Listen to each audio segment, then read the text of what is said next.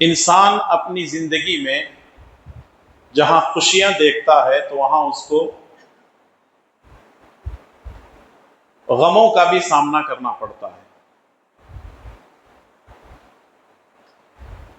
انسان کی زندگی میں جہاں مسرت اور شادمانیاں آتی ہیں تو وہیں مشکلیں، مصیبتیں، پریشانیاں، دکھ اور غم بھی آتے ہیں۔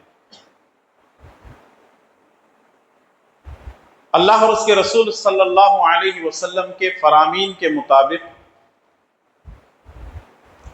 اگر انسان کو کوئی خوشی پہنچتی ہے تو وہ اللہ تعالی کا شکر بجا لائے، اور اگر کوئی مشکل پریشانی لاحق ہوتی ہے تو ایسی حالت میں وہ صبر کرے۔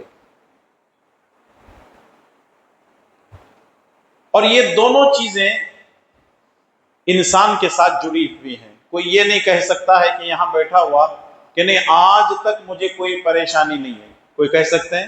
نہیں، انسان کی زندگی تو خوشیوں اور غموں سے بھری ہوئی ہے۔ انسان پر کوئی مشکل، کوئی پریشانی آتی ہے تو وہ کئی ایک غلط کام کرنے لگتا ہے۔ کچھ لوگ ہیں جب ان کو غم زیادہ ہو جاتے ہیں، کوئی شراب پینے میں چلا جاتا ہے، کوئی جوا کھیلنے لگتا ہے، کوئی اور بدکاری یا حرام کام کرنے لگتا ہے۔ کچھ لوگ ایسے ہیں جب حد سے زیادہ غم ہوتے ہیں تو سوچنے لگتے ہیں کہ خودکشی کر لیتا ہوں، سوسائڈ کر لیتا ہوں، مر جاؤں گا تو غموں سے نجات پاؤں گا۔ اور کچھ لوگ اور کوئی طریقہ استعمال کر لیتے ہیں اپنے اپنے حساب سے۔ لیکن کیا غموں کا، مشکلوں کا، پریشانیوں کا کوئی حل ہے؟ کیا اسلام نے کوئی حل رکھا ہے؟ اس کا کوئی سولوشن ہے؟ جواب یہ ہے کہ اسلام میں ہر مسئلے کا حل موجود ہے۔ یہ اور بات ہے کہ ہم جب اللہ اور اس کے رسول کے قریب ہوں گے، کتاب و سنت کے مطابق اپنی زندگی گزارنے کی کوشش کریں گے، مسائل یوں ہی حل ہو جائیں گے۔ لیکن یہ ایک چیز غور کرنے والی ہے، مصیبتیں آتی کیوں ہیں؟ یہ بھی تو ایک سوال ہے نا، اس کو بھی سمجھنا ہے۔ مصیبتیں، پریشانیاں آتی کیوں ہیں؟ قرآن کریم سے ہم پوچھتے ہیں، آئیے قرآن اس کا کیا جواب دیتا ہے۔ اللہ تعالیٰ نے فرمایا وَمَا أَصَابَكُم مِّن مُّصِيبَةٍ وَمَا أَصَابَكُم مِّن مُّصِيبَةٍ فَبِمَا كَسَبَتْ أَيْدِيكُمْ۔ قرآن کیا جواب دے رہا ہے کہ جو مصیبتیں، جو مشکلیں، جو پریشانیاں تم کو آتی ہیں وہ تمہارے کرتوتوں کا نتیجہ ہے۔ کیا مطلب ہے؟ جیسے اردو میں ایک محاورہ ہے، جیسی کرنی ویسی بھرنی۔ جیسا کریں گے ویسا بھریں گے۔ انسان اگر اچھا ہوگا تو اپنی زندگی میں خوشیاں دیکھے گا، انسان اگر غلط قدم اٹھائے گا تو ظاہر سے بات ہے اس کی زندگی کے اندر غلط فیصلے، غلط مسائل اس کے سامنے آئیں گے، مصیبتوں میں گھرتا ہی جائے گا، پریشانیوں میں گھرتا ہی جائے گا۔ تو اس لیے ہر انسان کو چاہیے، مرد کو، عورت کو، جوان کو، بزرگ کو، بچے کو، ہر ایک کو چاہیے کہ وہ سب سے پہلے برائیوں سے بچنے کی کوشش کرے، حرام کام سے بچنے کی کوشش کرے،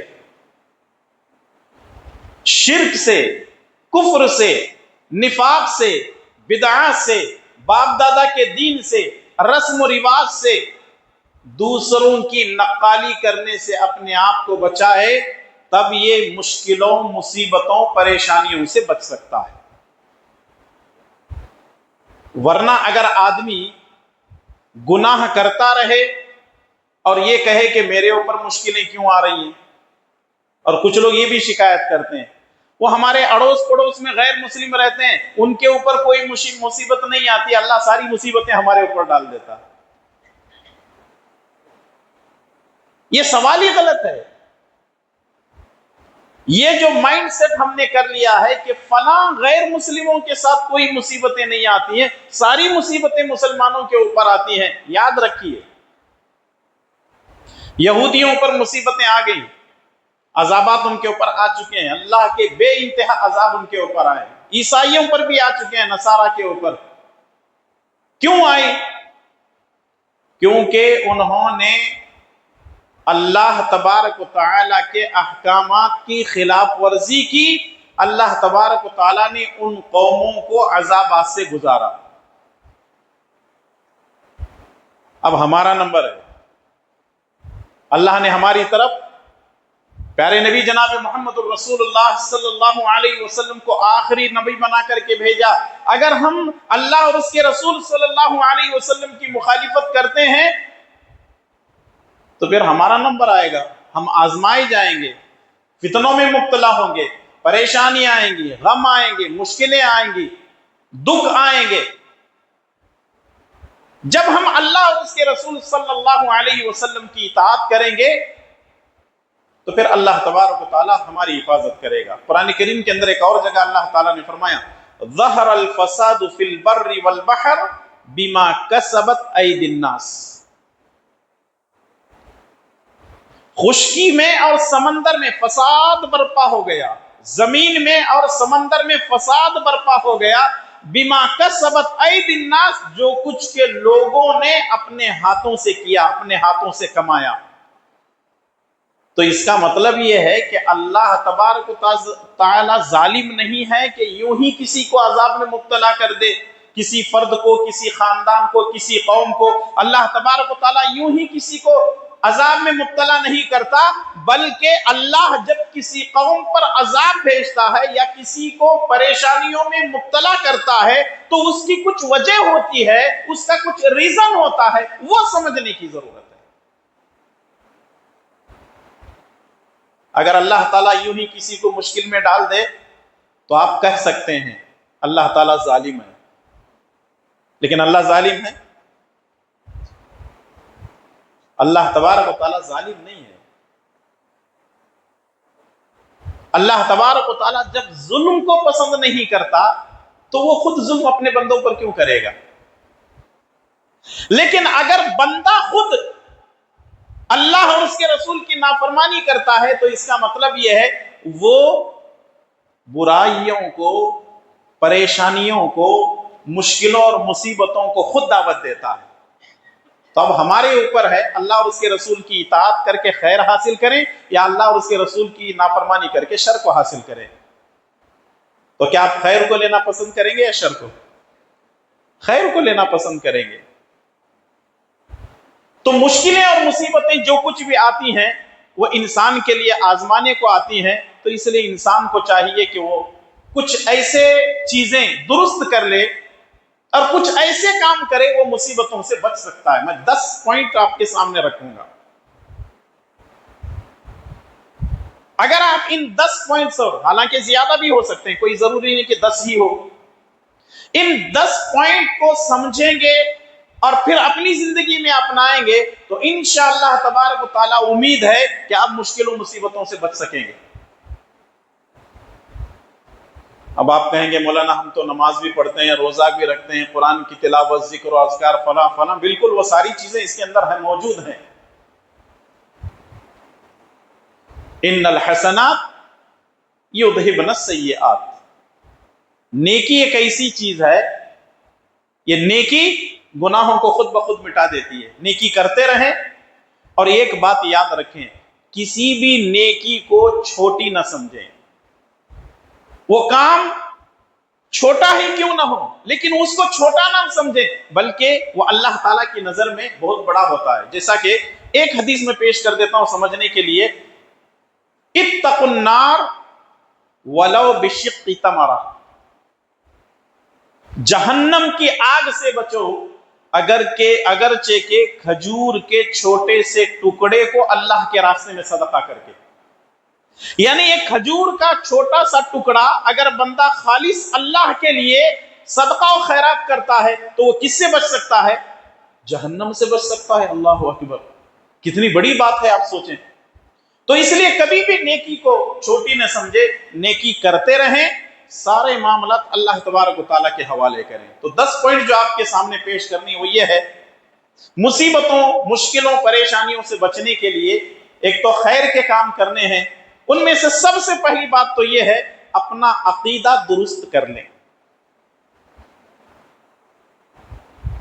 عام طور پہ لوگوں کو شکایت رہتی ہے، اللہ ان کو دولت دے رہا، اللہ ہم کو نہیں دے رہا، فلاں کے پاس دیکھو گاڑی ہے، بنگلہ ہے، وہ ہے، یہ ہے، اللہ ہم کو نہیں دے رہا۔ آپ کو اگر نہیں دے رہا نا، نہیں دے رہا اللہ تعالیٰ نے آپ کو دیکھنے والی آنکھیں دی ہیں، سننے والے کان دیے، بولنے والی زبان دیے، اللہ تعالیٰ ہاتھ پیر صحیح سلامت دیے، یہ نعمت نہیں اللہ تعالیٰ کی؟ فَبِأَيِّ آلَاءِ رَبِّكُمَا تُكَذِّبَانِ، اللہ تعالیٰ کی کن کن نعمتوں کو جھٹلاؤ گے؟ سب سے پہلے یہ عقیدہ درست کر لو، میرے مقدر میں جو ہے وہ مجھے مل رہا ہے، اس کے جو مقدر میں ہے وہ اس کو مل رہا ہے، وہ اس کا مقدر ہے۔ اور سب سے اہم بات یہ ہے، عقیدے کے معاملے میں ہمارا مکمل طور پر عقیدہ اللہ تعالیٰ کی ذات پر ہونا چاہیے، اور وہ عقیدہ توحید اگر ہمارے اندر مضبوط ہو تو اس طرح کی باتیں کبھی ہماری زبانوں پر نہیں آتی۔ آج ہمارے زبانوں پہ یہ جو شکایتیں نکلتی ہیں، اس کی بنیادی وجہ یہ ہے ہمارا عقیدہ درست نہیں ہے، اللہ کی ذات پر ہمارا عقیدہ درست نہیں ہے۔ اللہ تعالیٰ نے سورہ نحل کی آیت نمبر 36 میں فرمایا وَلَقَدْ بَعَثْنَا فِي كُلِّ أُمَّةٍ رَسُولًا أَنِ اعْبُدُوا اللَّهَ وَاجْتَنِبُوا الطَّاغُوتَ، ہم نے ہر امت میں ایک نبی کو بھیجا ہے، اور دعوت کیا دی نبیوں نے؟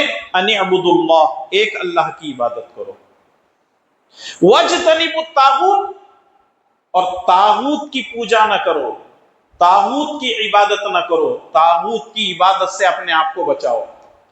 ایک اللہ کی عبادت کرنا ہے، بات سمجھ میں آ رہی ہے؟ طاغوت کس کو کہتے ہیں؟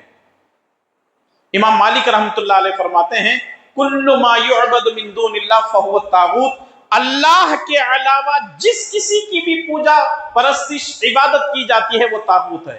اللہ کو چھوڑ کر جس کی بھی عبادت کی جاتی ہے وہ کیا ہے؟ طاغوت ہے۔ لوگوں کو آپ دیکھ لو، پتھر دیکھتے ہیں کھڑے ہو جاتے ہیں ہاتھ جوڑ کر کے، درخت دیکھتے ہیں کھڑے ہو جاتے ہیں، جانور دیکھتے ہیں کھڑے ہو جاتے ہیں، بندر دیکھتے ہیں کھڑے ہو جاتے ہیں، سانپ دیکھتے ہیں ہاتھ جوڑنے لگتے ہیں، زندے اور مردے کے سامنے رکوع اور سجدے کرنے لگتے ہیں۔ انسان کا عقیدہ درست نہیں ہے، وہ تو اللہ کو چھوڑ کر طاغوت کی پوجا کر رہے ہیں۔ تو سب سے پہلے کیا کرنا ہے؟ عقیدے کو درست کر لینا ہے۔ دوسری چیز ہے تقوی اختیار کرنا۔ تقوی کس کو کہتے ہیں؟ بعض اہل علم نے کہا ہے کہ اللہ نے جس چیز کو حلال کیا ہے اسے استعمال کرنا، اور جس چیز کو اللہ تبارک و تعالیٰ نے حرام کیا ہے اس سے بچنا، یہ تقوی ہے۔ امام نووی رحمۃ اللہ علیہ فرماتے ہیں تقوی کا مطلب یہ ہے اللہ کے احکامات پر عمل کرنا، اور اللہ تبارک و تعالیٰ نے جن گناہوں کے کرنے پر عذاب کے بارے میں کہا ہے ان گناہوں سے بچتے رہنا۔ تقوی کا مطلب ہر برائی سے بچنا۔ اس کا فائدہ کیا ہوگا؟ سورہ طلاق میں اللہ تعالیٰ نے فرمایا وَمَن يَتَّقِ اللَّهَ يَجْعَل لَّهُ مَخْرَجًا وَيَرْزُقْهُ مِنْ حَيْثُ لَا يَحْتَسِبُ، وَمَن يَتَّقِ اللَّهَ يَجْعَل لَّهُ مَخْرَجًا وَمَن يَتَّقِ اللَّهَ يَجْعَل لَّهُ مِنْ أَمْرِهِ يُسْرًا۔ یہ دونوں آیتیں آگے پیچھے ہیں لیکن سورہ طلاق کی ہی ہیں۔ جو اللہ تعالیٰ کا تقوی اختیار کرتا ہے، اللہ تبارک و تعالیٰ اس کو روزی وہاں سے دیتا ہے جہاں سے انسان نے وہم و گمان بھی نہیں کیا ہوگا۔ کیا اختیار کرنے کی وجہ سے؟ تقوی۔ اور آگے فرماتا ہے اللہ تعالیٰ وَمَن يَتَّقِ اللَّهَ يَجْعَل لَّهُ مِنْ أَمْرِهِ يُسْرًا، اور جو تقوی اختیار کرتا ہے اللہ تبارک و تعالیٰ اس کے ہر کام میں آسانیاں پیدا کرتا ہے۔ اللہ تعالیٰ کا وعدہ ہے تم اگر تقوی اختیار کرو گے تو مشکلیں تمہارے اوپر نہیں آئیں گی، پریشانیاں تمہارے اوپر نہیں آئیں گی۔ لیکن پریشانیاں، مشکلیں، مصیبتیں اس لیے آ رہی ہیں کہ ہمارے اندر تقوی نہیں۔ بھائی بھائی کا پیسہ مال دولت ہڑپ کر رہا ہے، بھائی اپنی بہن کی وراثت کا پیسہ جو ہے ہڑپ کر رہا ہے، ایک پارٹنر دوسرے پارٹنر کا پیسہ ہڑپ کر رہا ہے، اور لوگ ٹوپی ڈالنے کو ٹیکٹس سمجھتے ہیں، یوں جا کے ٹوپی ڈال کے پیسے لے کے آتا ہوں، ٹوپی ڈالنا سمجھتے ہیں نا؟ ہاں، یہ ٹوپی ڈالنے والا جو مسئلہ ہے نا، حالانکہ وہ جملہ تو غلط ہے لیکن معاشرے میں مشہور ہے، ہماری سوسائٹی کے اندر ٹوپی ڈالنا، بے ایمانی کرنا، چوری کرنا، ڈکیتی کرنا، جو بھی آپ کہہ لیں۔ تقوی کہاں ہے ہمارے پاس؟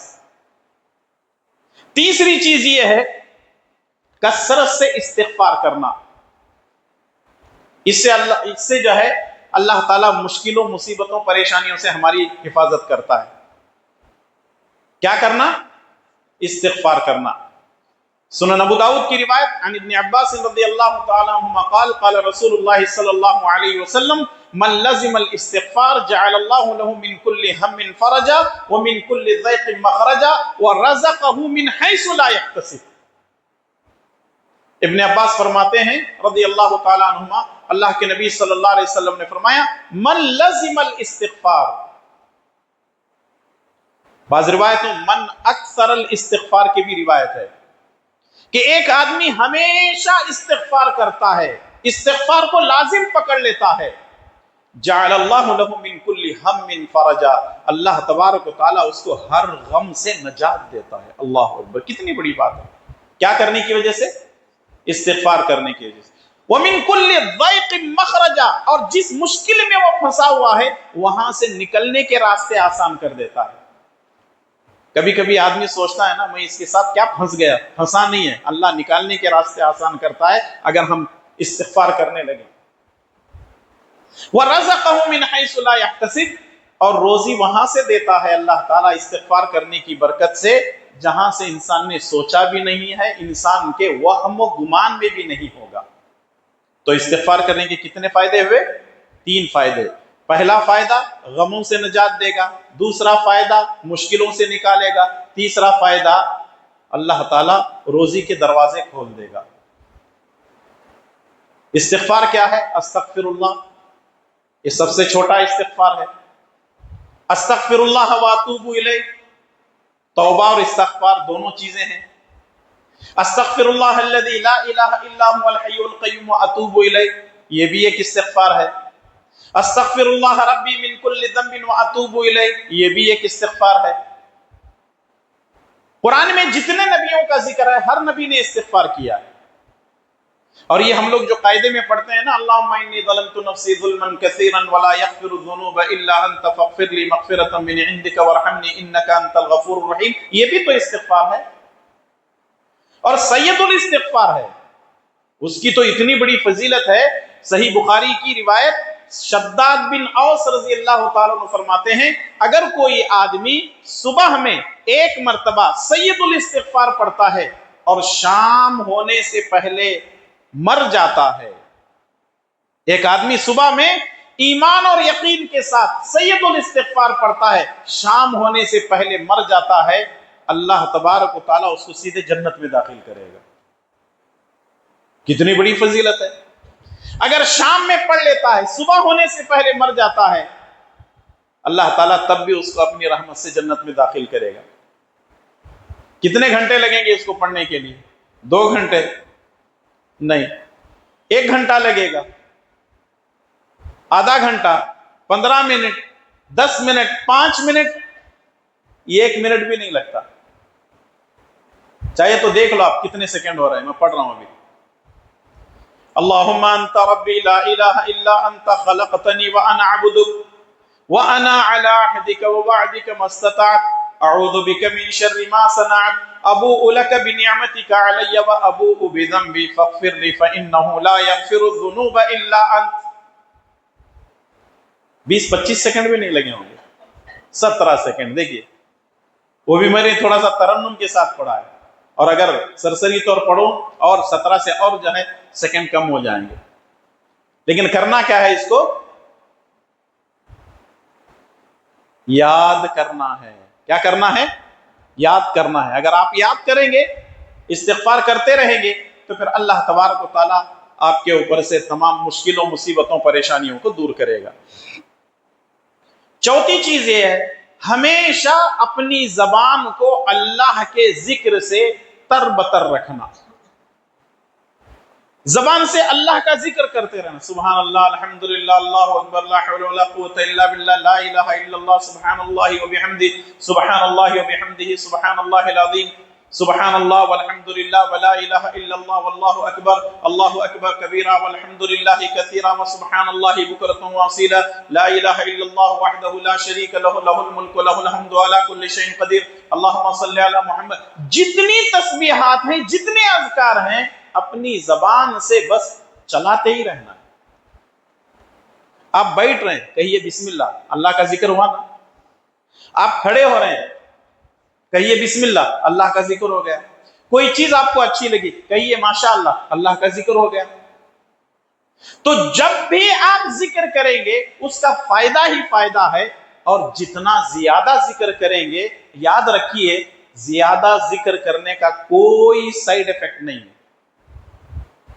کوئی سائیڈ افیکٹ نہیں ہے۔ جتنا آپ زیادہ ذکر کریں گے اللہ تعالیٰ راضی ہوگا۔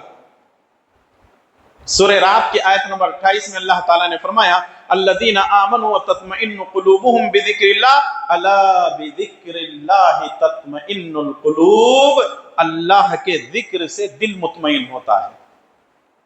شراب پینے سے دل مطمئن نہیں ہوتا، ڈرگز کا استعمال کرنے سے دل مطمئن نہیں ہوتا، زناکاری بدکاری کرنے سے دل مطمئن نہیں ہوتا، جوا کھیلنے سے دل مطمئن نہیں ہوتا، جتنے حرام خوریاں ہیں کرنے سے دل مطمئن نہیں ہوتا۔ الا بذکر اللہ تطمئن القلوب، اللہ کے ذکر سے دل مطمئن ہوتا ہے۔ تو اس لیے زیادہ سے زیادہ اللہ تعالیٰ کا ذکر کرتے ہیں۔ پانچویں چیز ہے صبر اور نماز کے ذریعے سے اللہ تعالیٰ کی مدد حاصل کریں۔ مشکلیں آتی ہیں، کرنا کیا ہے؟ صبر کرنا ہے۔ اور انسان کی فطرت دیکھو، کیا بھی فائدہ ہوا تو کسی بھی نہیں بولتا، مشکل آئی تو پورے گاؤں والوں کو چلاتا، اور مشکل آئی تو پورا گاؤں اٹھا کے سر پہ رکھ لیتا، کوئی پوچھنے والا نہیں، کوئی دیکھنے والا نہیں، نہ بھائی دیکھ رہا، نہ رشتہ دار دیکھ رہے، نہ گھر والے، نہ گاؤں والے، نہ جماعت والے، سب کو شکایتیں کرتا۔ اگر اچھائی ملی تو چھپا کر کے رکھتا، اور اگر کوئی مشکل آئی تو پورے گاؤں والوں کو چھپاتا۔ یہ ہماری فطرت ہے، یہ انسان کا نیچر ہے، اس کی فطرت میں یہ چیزیں داخل ہیں۔ تو اللہ تبارک و تعالیٰ نے فرمایا اگر کوئی مشکل آتی ہے تو کرنا کیا ہے؟ صبر اور نماز کے ذریعے سے اللہ تعالیٰ کی مدد طلب کرو۔ اللہ تعالیٰ نے فرمایا وَلَنَبْلُوَنَّكُمْ بِشَيْءٍ مِّنَ الْخَوْفِ وَالْجُوعِ وَنَقْصٍ مِّنَ الْأَمْوَالِ وَالْأَنفُسِ وَالثَّمَرَاتِ وَبَشِّرِ الصَّابِرِينَ الَّذِينَ إِذَا أَصَابَتْهُم مُّصِيبَةٌ قَالُوا إِنَّا لِلَّهِ وَإِنَّا إِلَيْهِ رَاجِعُونَ۔ ہم تمہیں آزماتے ہیں ڈر کے ذریعے، بھوک کے ذریعے، مالوں کے نقصان کے ذریعے، کسی چیز جان لے کر ہم تم کو آزماتے ہیں، پھلوں میں نقصان دے کر کے آزماتے ہیں۔ لیکن مومن جو ہوتا ہے وہ کیا کرتا ہے؟ وَاسْتَعِینُوا بِالصَّبْرِ وَالصَّلَاةِ، وہ نماز بھی پڑھتا ہے اور صبر بھی کرتا ہے، اور جب مشکل آتی ہے تو کہتا ہے اِنَّا لِلَّهِ وَإِنَّا إِلَيْهِ رَاجِعُونَ۔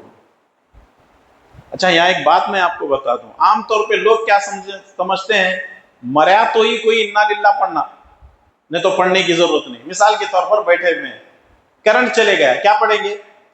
اِنَّا لِلَّهِ وَإِنَّا إِلَيْهِ رَاجِعُونَ۔ ایک حادثہ ہوا، دو گاڑیاں آپس میں ٹکرائے، مصیبت ہے نا، اِنَّا لِلَّهِ وَإِنَّا إِلَيْهِ رَاجِعُونَ۔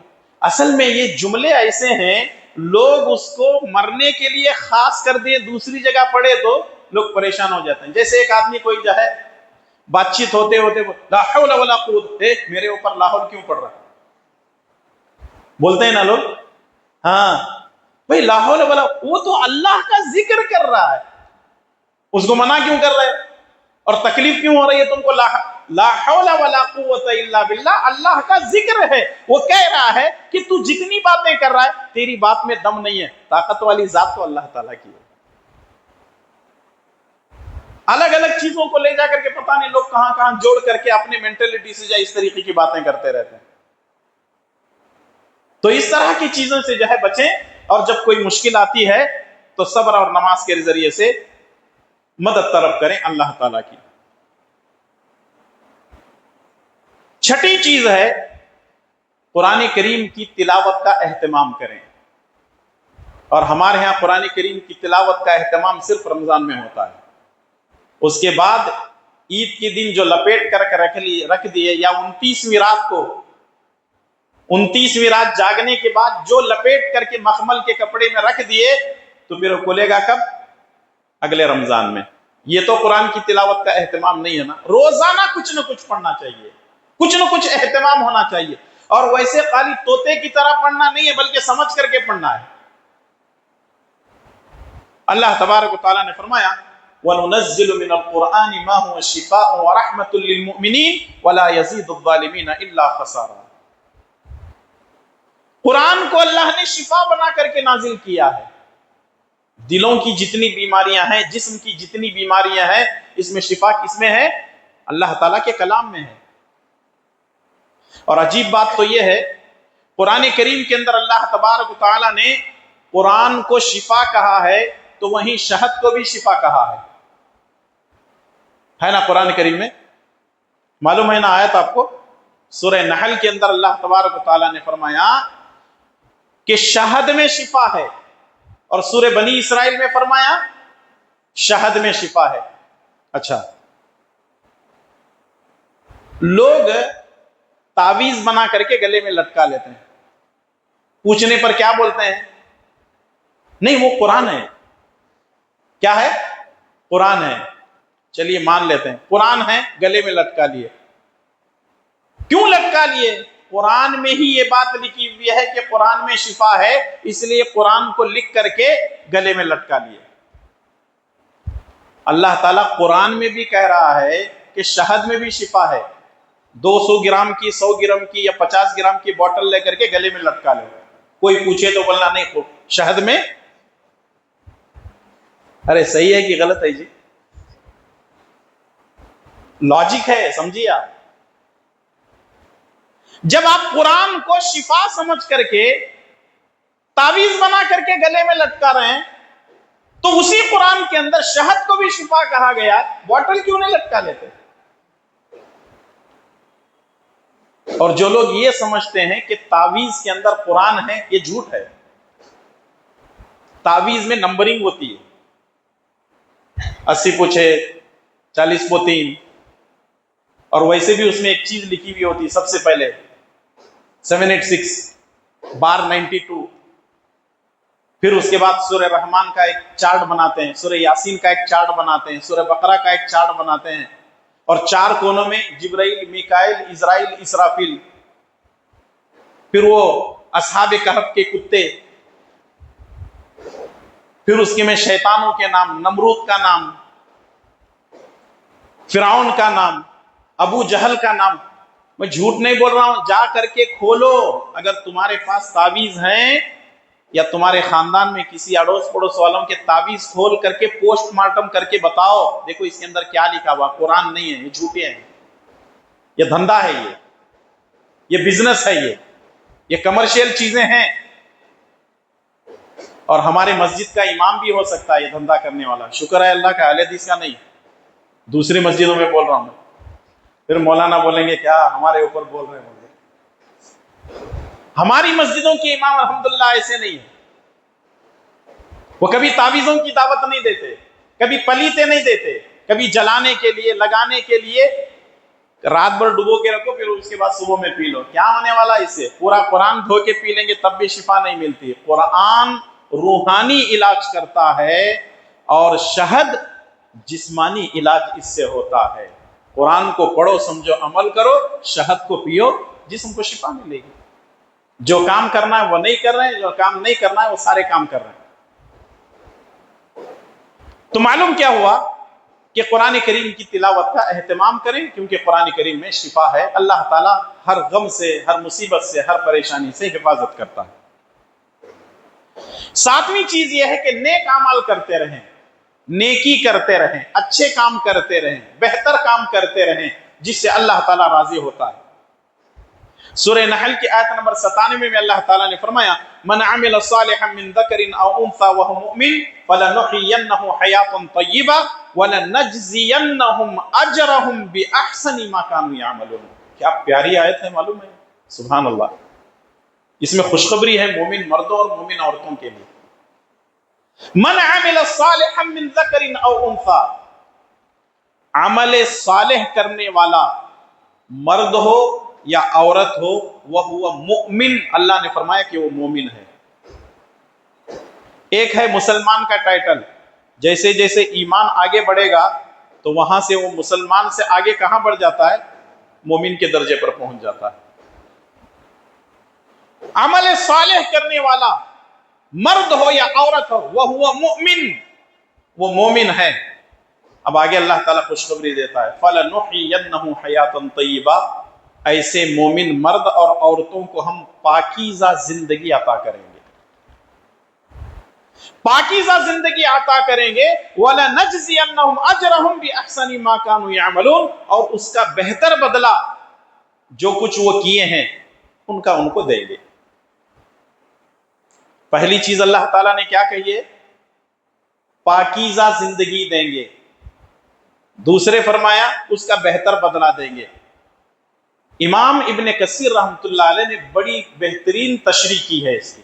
ابن کثیر رحمۃ اللہ علیہ کا قول یہ ہے، پاکیزہ زندگی دیں گے کا مطلب یہ ہے سکون کی زندگی تم کو دیں گے، کوئی مشکل کوئی پریشانی نہیں آئے گی. اس سے بڑی چیز اور کیا چاہیے بھائی؟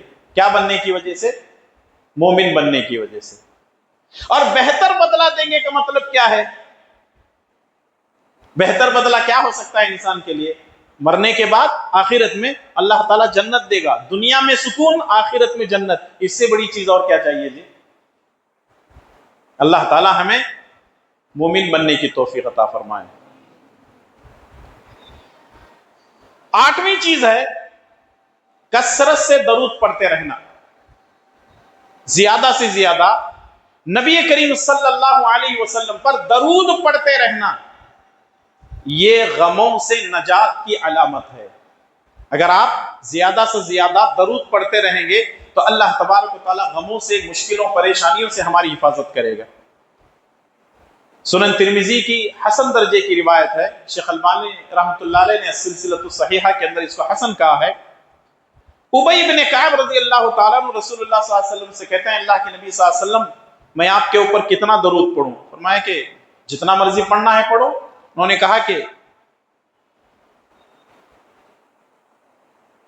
ایک چوتھائی حصہ، کہا کہ اور زیادہ کرو، کہا آدھا، بولے اور زیادہ کرو، دو تہائی، کہا اور زیادہ کرو. انہوں نے کہا اللہ کے نبی اگر میں ہمیشہ آپ پر درود پڑھتا رہوں تو نبی کریم صلی اللہ علیہ وسلم نے فرمایا کہ اگر تم ہمیشہ درود مجھ پر پڑھتے رہو گے تو اللہ تمہارے گناہوں کو معاف کرے گا اور تم کو غموں سے نجات دے گا. اللہ اکبر. ایک کمی میں اہل حدیثوں کے اندر دیکھتا ہوں، درود بہت کم پڑھتے ہیں، بہت کم. اور ویسے نام بھی آتا ہے تو صلی اللہ علیہ وسلم کوئی بولتا بھی نہیں. ٹھیک ہے اگر آپ اپنے منہ میں بولتے ہیں تو ٹھیک ہے، ہونٹ بھی نہیں ہلتے ہیں تب بھی کوئی مشکل نہیں ہے. کم سے کم آپ بلند آواز سے نہیں تو کم سے کم ہونٹ تو ہلے، پتا چلے کہ آپ نبی پر درود بھیج رہے ہیں. ہم کو بھی تسلی ہوتے ہیں، ہاں بھائی لوگ جو ہے حدیث پر عمل کر رہے ہیں. عادت بنا لیں، 10 مرتبہ میں پڑھوں گا، 50 مرتبہ، 100 مرتبہ، جتنا وقت ملتا ہے ہمیشہ آپ پڑھتے رہیں. درود پڑھنے کا فائدہ یہ ہے گناہوں کی بخشش ہو رہی ہے اور اللہ تبارک و تعالیٰ غموں سے بھی نجات دے رہا ہے، جیسے ابی بن کعب رضی اللہ تعالیٰ عنہ کو رسول اللہ صلی اللہ علیہ وسلم نے خوشخبری دی تھی. 9ویں چیز یہ ہے دعاؤں کا اہتمام کریں. کیا مطلب؟ اگر آپ پر کوئی مصیبت، کوئی پریشانی، رنج و غم آ رہے ہیں تو ایسی حالت میں کیا کرنا ہے؟ دعا کرنا ہے. اور دعا کے اوقات معلوم ہے آپ کو کہ کون کون سے وقت میں دعا قبول ہوتی ہے؟ اذان اور اقامت کے درمیان دعا قبول ہوتی ہے، امام کے سلام پھیرنے کے بعد دعا قبول ہوتی ہے، قرآن کریم کی تلاوت کے بعد دعا قبول ہوتی ہے، بارش کے نازل ہونے کے وقت میں دعا قبول ہوتی ہے. تقریباً 12 سے 15 یا 20 ایسے مقامات ہیں جہاں اللہ کے نبی صلی اللہ علیہ وسلم نے فرمایا کہ گھڑی ہوتی ہے وہاں اٹھ کر کے دعا کرو، اللہ تبارک و تعالیٰ دعاؤں کو قبول کرتا ہے. ایک تو ہم دعا کریں گے، اور دوسرے یہ ہے کہ وہ دعائیں پڑھیں گے جو نبی کریم صلی اللہ علیہ وسلم پر کبھی کوئی مشکل آتی تھی تو آپ صلی اللہ علیہ وسلم بھی وہ دعائیں پڑھتے تھے. تو اس کا مطلب دو طریقے ہیں دعا کرنے کے. ایک، ہم دعا کریں گے، ہاتھ اٹھا کر کے بھی کریں گے، چلتے پھرتے بھی دعا کریں گے. اور دوسرے، وہ دعائیں پڑھیں گے یا ان دعاؤں کو یاد کریں گے اور اپنی مصیبت اور مشکل پریشانی کے وقت میں جو ہے آپ اس انداز سے دعا کرتے ہیں. دعا کیا ہے؟ اللہ تبارک و تعالیٰ نے فرمایا وَإِذَا سَأَلَكَ عِبَادِي عَنِّي فَإِنِّي قَرِيبٌ أُجِيبُ دَعْوَةَ الدَّاعِ إِذَا دَعَانِ فَلْيَسْتَجِيبُوا لِي وَلْيُؤْمِنُوا بِي لَعَلَّهُمْ يَرْشُدُونَ. اللہ تعالیٰ اس آیت کے اندر یہ بات بتائی گئی ہے، اے نبی میرے بندے میرے بارے میں آپ سے پوچھیں تو آپ کہیے میں بالکل بندوں کے قریب ہوں، وہ شہر سے بھی زیادہ قریب ہے. سورہ نمل کی آیت نمبر 62 میں اللہ نے فرمایا اَمَّن يُجِيبُ الْمُضْطَرَّ إِذَا دَعَاهُ وَيَكْشِفُ السُّوءَ. مشکل اور مصیبت کی حالت میں مصیبتوں پریشانیوں کو کون دور کرتا ہے؟ کون کرتا ہے؟ اللہ تبارک و تعالیٰ. تو اس لیے ہم دعا اس سے کریں گے. اور تمام انبیاء علیہم السلام نے اپنے اپنے مسئلوں کو لے کر کس کو پکارا؟ اللہ تعالیٰ کو پکارا. ایوب علیہ السلام بیمار تھے. بعض مفسرین نے لکھا ہے کہ 15 سال، بعض نے لکھا ہے 18 سال بستر پر تھے، لیکن ایک دو دعا کرتے ہیں. کیا دعا کرتے ہیں؟ وَأَيُّوبَ إِذْ نَادَىٰ رَبَّهُ أَنِّي مَسَّنِيَ الضُّرُّ وَأَنْتَ أَرْحَمُ الرَّاحِمِينَ. اللہ تعالیٰ مصیبت کو دور کر دیتا ہے. موسیٰ علیہ السلام پر مشکل آئی. کیسے مشکل آئی؟ فرعون پیچھے سے آ رہا ہے، پوری فوج کے ساتھ آ رہا ہے، مٹھی پر چند لوگوں کو ختم کرنے کے لیے. جیسے ہی فرعون موسیٰ علیہ السلام کے پیچھے لگا تو موسیٰ علیہ السلام سمندر کا رخ کرتے ہیں،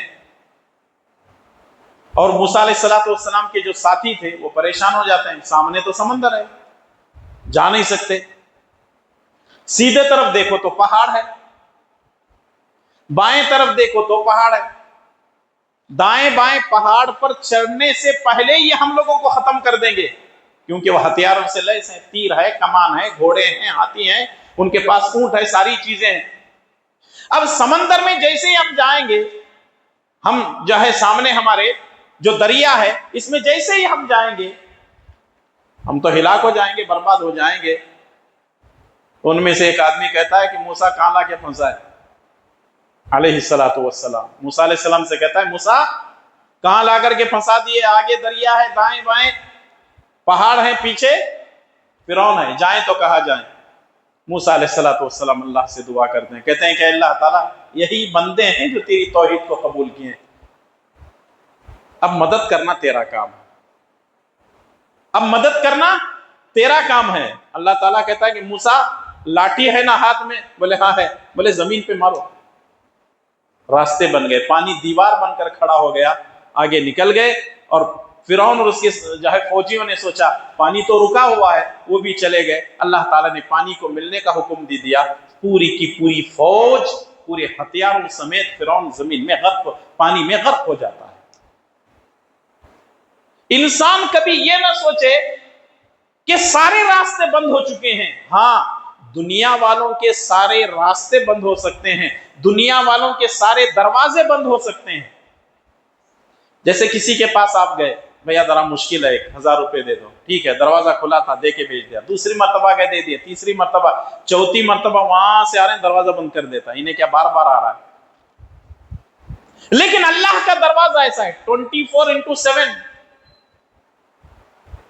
ہفتے کے 7 دن، مہینے کے 30 دن، سال کے 12 مہینے، ہر منٹ ہر سیکنڈ اللہ تبارک و تعالی بندوں کی مشکلوں مصیبتوں کو دور کرنے میں لگا ہوا ہے. جو زندہ ہے اس کو کیوں نہیں پکارتے؟ اور ویسے جب ہم زندوں کے سامنے 1 سے 4 مرتبہ پوچھتے ہیں تو رسوائی ہوتی ہے، لیکن اللہ کے بارے میں نبی صلی اللہ علیہ وسلم فرماتے ہیں اللہ ان سے خوش ہوتا ہے جو اللہ سے مانگتے ہیں، اور جو اللہ سے نہیں مانگتے اللہ ان سے ناراض ہوتا ہے.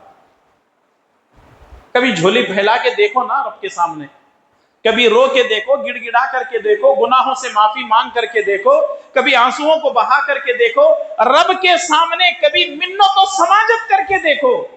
جب وہ دینے پہ آتا ہے تو پھر چھپر پھاڑ کے دے دیتا ہے۔ ہماری مشکل یہ ہے کہ ہم رب کو پکارتے نہیں۔ ان الذین یستکبرون عن عبادتی سیدخلون جہنم داخرین۔ کچھ لوگ ہیں اللہ میرے پاس سب کچھ دیا، میں کہیں کو دعا کروں؟ اللہ کہتا ہے تکبر کرنا میرے سے مانگنے میں تجھے اوندے منہ گھسیٹ کر کے جہنم میں داخل کروں۔ کبھی تکبر نہیں کرنا چاہیے، کبھی کبر نہیں کرنا چاہیے، کبھی گھمنڈ نہیں ہونا چاہیے۔ اللہ مجھے سب کچھ دیا، مجھے دعا مانگنے کی ضرورت نہیں ہے۔ مانگو اللہ تعالیٰ سے، کیونکہ اللہ تعالیٰ دینا بھی جانتا ہے تو اللہ تعالیٰ چھیننا جانتا ہے۔ تو معلوم کیا ہوا؟ 9 باتیں آپ کے سامنے آ چکی ہیں۔ جیسا کہ میں نے شروع میں کہا کہ 10 پوائنٹ ہیں، 10 پوائنٹ نہیں ہیں، 9 پوائنٹ ہیں جو آپ کے سامنے پیش کیے ہیں۔ اب میں 10 دعائیں پڑھ کر کے سنا دیتا ہوں، کہ وقت تو اچھا خاصا ویسے بھی ہو رہا ہے، ٹھیک ہے؟ وہ 10 دعائیں پڑھ کر کے میں سنا دیتا ہوں، اور انشاءاللہ تعالی یہ دعاؤں کا پیپر بھی آپ کو کل ملے گا۔ حالانکہ جلدی آ کر کے وہ پرنٹ کروانا تھا، لیٹ سے ہم لوگ پہنچے ایک پروگرام سے، تو کل انشاءاللہ تعالی ہمارے فاروق بھائی یا مولانا جو ہے توفیق صاحب وہ ذمہ داری لے لیں گے، مردوں میں عورتوں میں یہ 10 دعائیں جو ہے آپ کے سامنے پیش کی جائیں گی۔ پہلی بات تو یہ ہے کہ اس کو ترجمے کے ساتھ پڑھیں، سمجھیں، یاد کریں، اور جب بھی کوئی مشکل پریشانی آتی ہے ان دعاؤں کو پڑھنے کا اہتمام کریں۔ پہلی دعا صحیح بخاری کے حوالے سے انس بن مالک رضی اللہ تعالیٰ عنہ فرماتے ہیں کہ رسول اللہ صلی اللہ علیہ وسلم کو میں اکثر یہ دعا پڑھتے ہوئے سنتا تھا، یعنی نبی صلی اللہ علیہ وسلم زیادہ تر یہ دعا پڑھتے تھے، اور وہ دعا کیا ہے؟ اللہم انی اعوذ بک من الہم والحزن والعجز والکسل والبخل والجبن وضلع الدین وغلبۃ الرجال۔ اس میں ایک دعا نہیں ہے، 8 چیزوں سے پناہ مانگا گیا۔ کتنی دعاؤں سے؟ 8۔ اللہم انی اعوذ بک من الہم والحزن، غموں سے، مشکلوں سے، پریشانیوں سے، مصیبتوں سے رسول اللہ صلی اللہ علیہ وسلم خود پناہ مانگتے تھے، اور بھی اس کے اندر دعائیں ہیں۔ اللہم انی اعوذ بک من الہم والحزن، پوری کی پوری دعا کو آپ یاد کر لیں، ہمیشہ آپ پڑھ سکتے ہیں۔ کبھی مشکل زیادہ آ گئی، رکوع میں پڑھ لو، مشکل زیادہ آ گئی سجدے میں پڑھ لو، مشکل زیادہ آ گئی چلتے پھرتے پڑھتے رہو، مشکل اور زیادہ آ گئی، آپ دعا کر رہے ہیں، دعا پڑھتے پڑھتے آنسو بہاؤ اور اللہ تبارک و تعالیٰ سے دعا کرو۔ دیکھو ہمارے آنسو بعد میں سکھیں گے، اللہ تعالیٰ ہمارے لیے فیصلے اس سے پہلے کر دے گا۔ یہ ایمان اور یقین کا معاملہ ہے۔ دوسری دعا ہے صحیح الجامع کے حوالے سے، سعد رضی اللہ تعالیٰ عنہ کہتے ہیں رسول اللہ صلی اللہ علیہ وسلم نے فرمایا، اگر کوئی آدمی اپنی مشکل وقت میں وہ دعا پڑھتا ہے جس وقت مچھلی والے نبی نے مچھلی کے پیٹ میں اللہ تبارک و تعالیٰ سے دعا کی تھی۔ اب یہ دعا یاد کرنے کی ضرورت تو نہیں ہے، ماشاءاللہ، لا الہ الا انت سبحانک انی کنت من الظالمین۔ لا الہ، کوئی عبادت کے لائق نہیں ہے، الا انت، مگر تو، یعنی تو ہی عبادت کے لائق ہے، سبحانک، تیری ذات تو پاک ہے، انی کنت من الظالمین، اے اللہ گنہگار تو میں ہوں نا، مجرم تو میں ہوں، ظالم تو میں ہوں۔ تو جب ہم اللہ تبارک و تعالیٰ کے سامنے اس کی ربوبیت، اس کی الوہیت کے ساتھ دعا کریں گے، اس کی پاکیزگی کو بیان کر کے، اور یہ کہیں گے کہ اے اللہ تعالیٰ مجرم میں ہوں، تو اللہ تعالیٰ ہمارے لیے خیر کے فیصلے کرے گا۔ رسول اللہ صلی اللہ علیہ وسلم فرماتے ہیں کہ جس طرح اللہ تعالیٰ نے حضرت یونس علیہ السلام کو مچھلی کے پیٹ سے نجات دی تھی، اللہ تعالیٰ ہم کو بھی ہماری مشکلوں پریشانیوں سے نجات دے گا۔ تیسری دعا، اور یہ جو دعا ہے صحیح الترغیب و ترہیب کی ہے، شیخ البانی رحمۃ اللہ علیہ نے اس روایت کو صحیح کہا ہے۔ راوی حدیث ابن مسعود رضی اللہ تعالیٰ عنہ ہیں، رسول اللہ صلی اللہ علیہ وسلم نے فرمایا کہ اگر کسی شخص کو کوئی مصیبت کوئی غم لاحق ہوتا ہے تو اس کو چاہیے کہ وہ یہ دعا پڑھے. اگر کسی کو کوئی مصیبت کوئی غم کوئی پریشانی لاحق ہوتی ہے تو وہ کیا کرے؟ یہ دعا پڑھے. اللہ تبارک و تعالیٰ اس دعا کے پڑھنے کی وجہ سے اس کی مصیبت کو دور کرے گا، اس کو خوشیاں عطا کرے گا. ارے لو انعام دیکھو اللہ کی طرف سے. اگر یہ دعا ہم پڑھیں گے، ایک تو اللہ تعالیٰ مصیبت کو بھی دور کرے گا اور دوسرے بدلے میں کیا دے گا؟ کیا دے گا؟ خوشیاں عطا کرے گا. یہ 10 دعاؤں میں تھوڑا سا لمبی دعا ہے، تھوڑا سا یاد کر لیں. وہ دعا کیا ہے؟ اللہم انی عبدک وابن عبدک وابن امتک ناصیتی بیدک ماض فی حکمک عدل فی قضاؤک اسألک بکل اسم هو لک سمیت به نفسک او انزلته فی کتابک او علمته احدا من خلقک او استأثرت به فی علم الغیب عندک ان تجعل القرآن ربیع قلبی ونور بصری وجلاء حزنی وذہاب ہمی. چند سیکنڈ لگتے ہیں میرے بھائی اور دوستوں، میری مائیں اور بہنیں، سوچیں اور غور کریں فائدہ کتنا بڑا ہے. ایک تو غم بھی دور ہو رہا ہے اور دوسرے ہے کہ خوشیاں بھی اللہ تعالیٰ دے رہا ہے. کیا پڑھنے کی وجہ سے؟ یہ دعا پڑھنے کی وجہ سے. اللہ تعالیٰ ہمیں یاد کرنے اور اس کو پڑھنے کی توفیق عطا فرمائے، آمین. 5ویں دعا ہے، سنن ابو داؤد کے حوالے سے شیخ البانی رحمۃ اللہ علیہ نے اس روایت کو حسن کہا ہے. اسماء بنت عمیس رضی اللہ تعالیٰ عنہ فرماتی ہیں کہ رسول اللہ صلی اللہ علیہ وسلم نے مشکل اور مصیبت کے وقت میں مجھے یہ دعا پڑھنے کی تاکید فرمائی.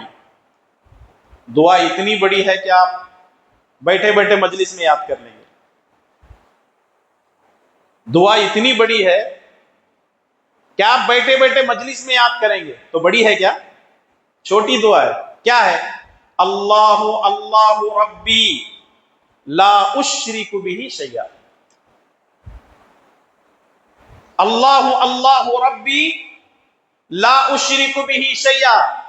رسول اللہ صلی اللہ علیہ وسلم نے اسماء بنت عمیس رضی اللہ تعالی عنہ کو یہ دعا مشکل اور مصیبت کے وقت میں پڑھنے کا حکم دیا. اگر ہم بھی پڑھیں گے تو اللہ تعالیٰ کی توفیق سے ہماری بھی مشکلیں دور ہو سکتی ہیں.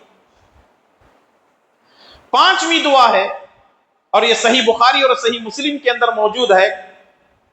ابن عباس رضی اللہ تعالیٰ عنہ فرماتے ہیں کہ رسول اللہ صلی اللہ علیہ وسلم پر کوئی مشکل کوئی مصیبت کوئی پریشانی آتی تھی تو نبی صلی اللہ علیہ وسلم یہ دعا پڑھتے تھے.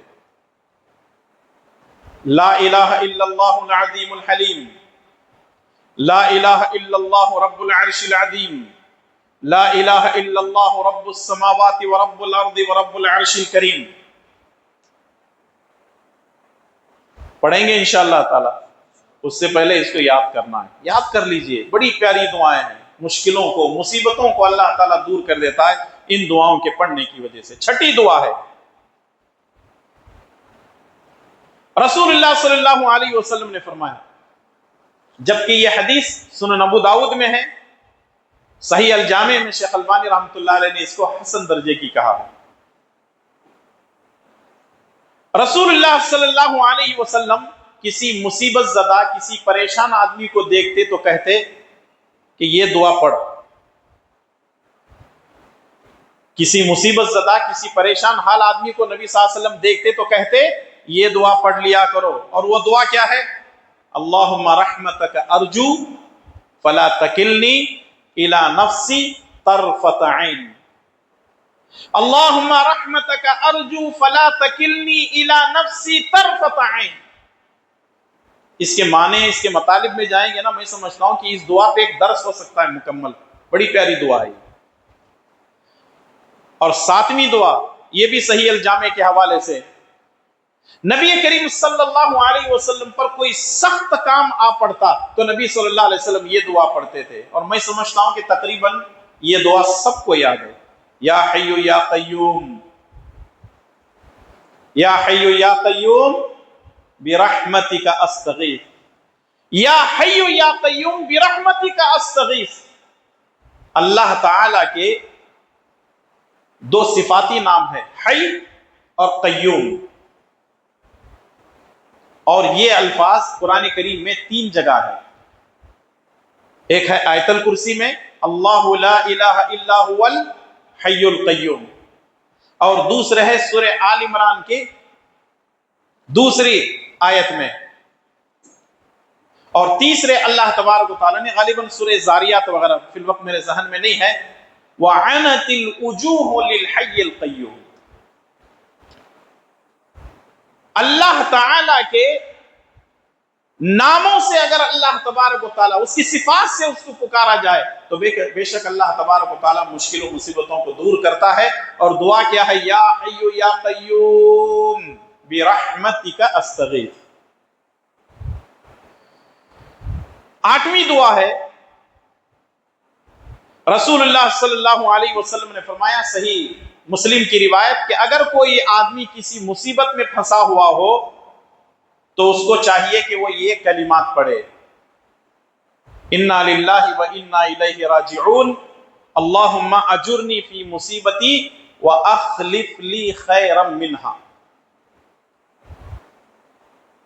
انا للہ و انا الیہ راجعون سب کو آتی ہے یہ دعا، قرآن کی آیت بھی ہے۔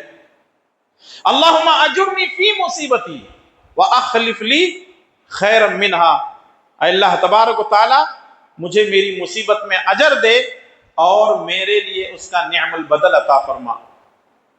تو یہ بھی مصیبتوں پریشانیوں سے بچنے کی دعا ہے۔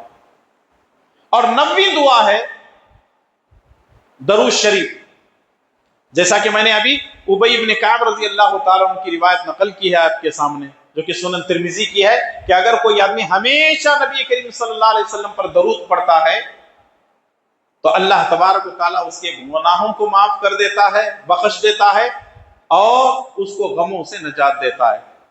10ویں اور آخری دعا، بڑی پیاری دعا ہے یہ بھی، صحیح ابن حبان کی روایت ہے، رسول اللہ صلی اللہ علیہ وسلم نے فرمایا کہ مشکل وقت میں یہ دعا پڑھا کرو، اللہم لا سہل الا ما جعلتہ سہلا، اللہم لا سہل الا ما جعلتہ سہلا وَأَنْتَ تَجْعَلُ الْحَزْنَ إِذَا شِئْتَ سَهْلًا۔ اس کے اندر تو آسانیاں ہی آسانیاں ہیں، سہل بولتے ہیں آسانی کو۔ نبی صلی اللہ علیہ وسلم نے ایک مرتبہ نہیں، 2 مرتبہ نہیں، جو ہے غموں سے آسانی کے لیے نبی کریم صلی اللہ علیہ وسلم نے دعا کی۔ تو معلوم کیا ہوا؟ مشکل، مصیبتیں، پریشانیاں ہر انسان پر آتی ہیں۔ جب انبیاء علیہ السلام پر آ سکتی ہیں تو ہمارے اوپر آنی ہی آنی ہے۔ دوسری بات یہ ہے کہ اگر کسی پر کوئی مشکلیں آتی ہیں تو وہ غلط راستہ اختیار نہ کرے، کہیں کود کے مر جاؤں، جلا لے کر کے مر جاؤں، پھانسی لگا کر کے مر جاؤں۔ تیسری چیز یہ ہے، اور ایک حرام راستہ اختیار نہ کرے کہ وہ شراب پینا شروع کر دے، ڈرگس کا عادی بن جائے، بیڑی سگریٹ پان گٹکا اور فلاں فلاں کی طرف چلے جائے۔ کرنا کیا ہے؟ 9 پوائنٹس آپ کے سامنے بیان کیے گئے ہیں، اور وہ 9 پوائنٹس کے اندر یہی ہے کہ اللہ کی توحید ہے، استغفار ہے، نماز ہے، صبر ہے، دعائیں ہیں، یہ ساری چیزیں۔ اور پھر اس کے بعد 10 دعائیں آپ کے سامنے پیش کی گئی ہیں کہ اگر ہم مشکل اور مصیبت کی حالت میں ان دعاؤں کا اہتمام کرتے ہیں تو بے شک اللہ تعالی ہمارے اوپر سے مشکلوں، مصیبتوں، پریشانیوں کو دور کرے گا۔ اپنی بات کو ختم کرنے سے پہلے میں یہی کہنا چاہوں گا کہ نمازوں کی پابندی کریں، قرآن کریم کی تلاوت کریں، ذکر و اذکار کرتے رہیں، اس مختصر زندگی کے اندر رب کو راضی کرنے کی کوشش کریں۔ پتہ نہیں کب آنکھ بند ہو جائے، دل دھڑکنا بند کر دے، اور اس حالت میں اللہ تبارک و تعالیٰ کے پاس پہنچنے کی کوشش کریں کہ اللہ تعالیٰ ہم سے راضی ہو سکے۔ اے اللہ ہمارے گناہوں کو معاف فرما، اے اللہ ہمارے اوپر سے مشکلوں، مصیبتوں، پریشانیوں کو دور فرما، تیرے احکامات پر عمل کرنے کی توفیق عطا فرما، پیارے نبی صلی اللہ علیہ وسلم کی سنتوں پر عمل کرنے کی توفیق عطا فرما۔ اے اللہ ہم میں جتنے لوگ بیٹھے ہوئے ہیں، مرد ہیں، خواتین ہیں، بچے ہیں، بزرگ ہیں، اے اللہ ہم میں جو بھی بیمار ہیں ان کو شفاء کاملہ عاجلہ عطا فرما۔ اے اللہ تبارک و تعالیٰ کلمے کی زندگی گزارنے کی توفیق عطا فرما، عزت کی زندگی گزارنے کی توفیق عطا فرما۔ اے اللہ ہمارے کاروبار میں ترقی عطا فرما، ہمارے گھروں میں خیر و برکت عطا فرما، اے اللہ ہماری تجارت میں خیر و برکت عطا فرما۔ اے اللہ ہم تمام کو پیارے نبی صلی اللہ علیہ وسلم کی اطاعت اور فرما برداری کرنے کی توفیق عطا فرما، 5 وقتہ نمازوں کو باجماعت مسجد میں ادا کرنے کی توفیق عطا فرما۔ اے اللہ تعالیٰ جب تک ہمیں زندہ رکھ، اسلام پر زندہ رکھ اور خاتمہ بالخیر فرما۔ وصلی اللہ علی نبینا محمد وعلی آلہ وصحبہ اجمعین، والسلام علیکم ورحمۃ اللہ وبرکاتہ۔